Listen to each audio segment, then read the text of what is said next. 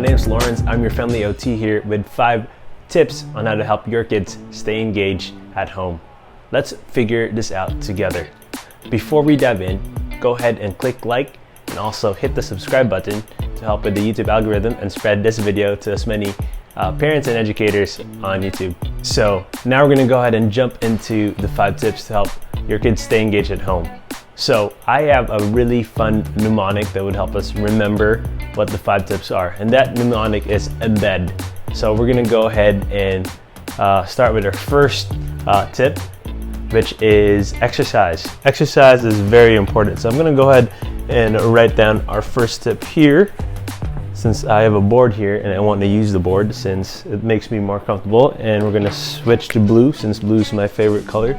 So let's go ahead and write down our mnemonic, which is embed. So E-M-B-E-D.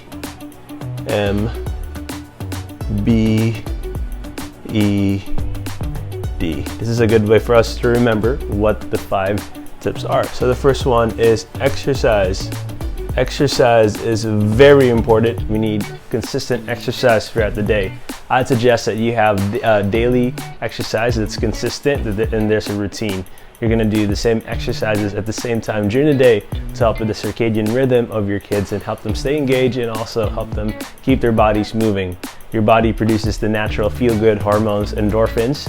Endorphins are energy boosters and help us stay alert and awake during the day. And it's going to help our students and our kids stay alert and focused for whatever schoolwork they have or whatever chores they need to do at home. Okay, now that we're done with our first tip, let's go ahead and move on to our second tip. So M, mental well-being. So all of these tips work hand in hand. So exercise is good. It releases endorphins. It helps us feel good. It increases our energy, and it also helps us be more alert and awake, which also helps with our mental well-being. But with mental well-being, as a teacher and as a parent, we need to make sure that our students and our kids are taken care of. We need to make sure that we spend time to talk to them about how they feel and make sure they have a space to be able to process those emotions. So most schools have counselors, and I would highly recommend if you talk to your student, if you talk to your kid and you talk about their emotions and they report that they're feeling sad or feeling depressed, that you would follow up that information with their counselor or their psychologist if they have one. It's really good and really important, especially during this time, for them to help with that mental well-being.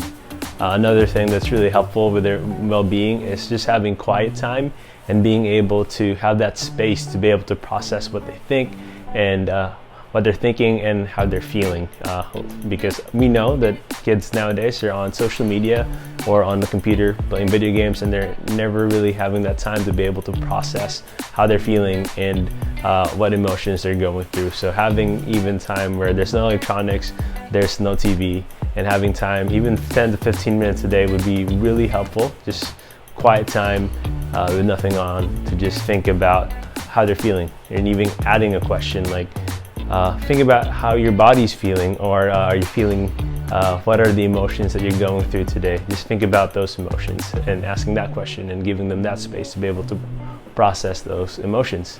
And it's also good to do this with your kids so that you can model this behavior, and then they would be able to do that as well.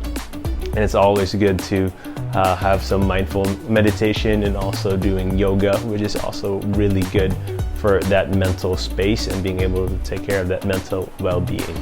Tip number 3, body awareness. Body awareness is important.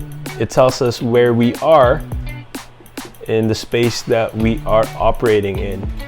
And kids and even adults need a healthy dose of different sensory input in order to remind their brain where they are and make sure that your brain knows how to process the information that it's receiving. So there are 3 proximal senses here, and I'm grabbing this information from the sensory integration graded by Dr. Gene Ayers.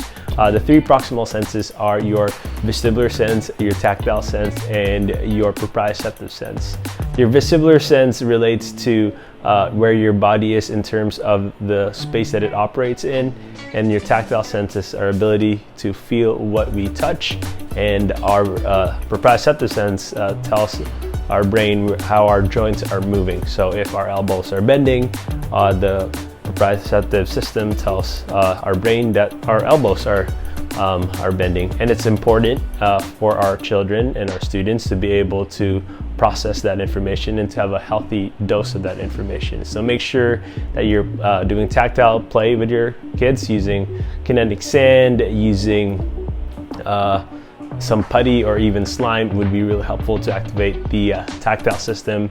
And then activating the vestibular system is very simple, using a swing or using a wobble chair, or even using an office chair that could swivel, having them go around and spin, making sure that you activate that system as well.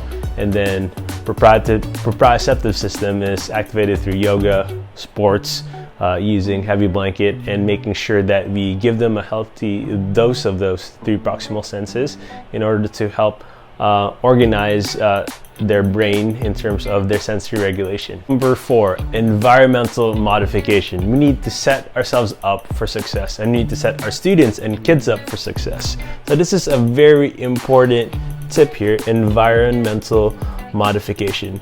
We need to make sure that the tables and chairs and the space that our kids and students are working in are suitable and optimal for their learning. So for me personally, as you can see during this video, I like my vestibular movement a lot. I bounce a lot. I'm going from right to left, and it helps me concentrate. It helps me stay in my train of thought. And a lot of our kids and a lot of our students have the same way of thinking. A lot of them can't sit still, can't stand still. They need to move their bodies around to help them with their sensory regulation, help them stay focused, help that endorphin release, and also help that vestibular sense as well. Body awareness is important, and here we see that we need to incorporate body awareness in in their environment that they work in school, and also now more than ever at home. So for me personally, I use this wobble chair. I really highly recommend this. This is the DonJoy wobble chair. I'll put a link below to where you can get this awesome chair, and it helps with my vestibular system, because I could swivel. It swivels. I could bounce right to left with this. I can move right to left, and it's really helpful with my regulation and me being and me keeping my body awareness. Also, it's also important to make sure that students could sit down and stand up if they choose to work sitting down or standing up. It's important for them to have that option. And when they are sitting down, always encourage a good posture, shoulders square, back straight, and make sure that their feet are flat on the floor and their knees are at a 90-degree angle. I'm going to go ahead and put a picture to the side to make sure we know how that looks like. And it's important for us to always remind and make sure that we're always modifying their environment and making sure that it's a safe space for them, that they're able to learn, it's optimal for their learning. They have fidgets on their desk to be able to release whatever stress they have during that day.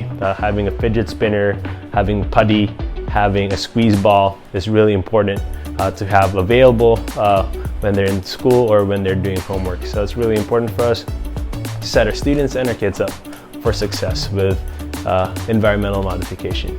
Okay, now we're heading to our last one, diet. Diet's really important, and I feel like it's overlooked a lot because it's important. All of this work together. So we need to embed this into their lives, and we need to make sure that we help embed a healthy lifestyle for our students and our children. So diet's important, and this is pretty straightforward. I would suggest that you consult with a doctor to make sure that you know what's best for your child, and make sure that you're giving them the healthiest food so that they can use that to build up what they're learning in school. So simple diet tip, being able to eat a lot of vegetables, eating a lot of fruits, no processed meat, no processed foods, reduce sugar, reduce carbohydrates. Of course, healthy carbs are good. Make sure they're eating good fats from avocado and from omega-3 fatty acids such as fish. Making sure that they drink enough water during the day. It's important to set them up for success and make sure that they're able to have the tools to be able to regulate their bodies and also maintain that attention, maintain that engagement in their success. Remember, the main occupation of kids is play. play and learning, and we need to make sure that we give them that space, we give them that opportunity and that optimal building block to be able to play and learn and be curious in their environment, and also figure out what they need in order to be successful. So hopefully this video was helpful for you.